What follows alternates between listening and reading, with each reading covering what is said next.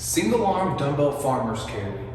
When doing this exercise, I want you to pick a heavy dumbbell, working on our forearm grip strength and also our core stability on this exercise.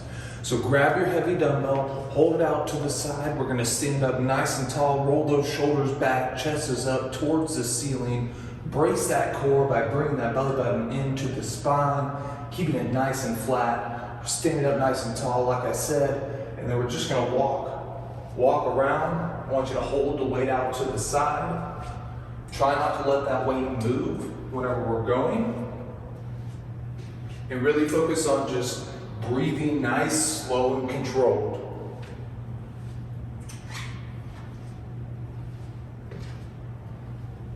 If you can and you have a longer distance that you can walk this through, I highly suggest that. If not, you can do different figure eight patterns in a smaller area.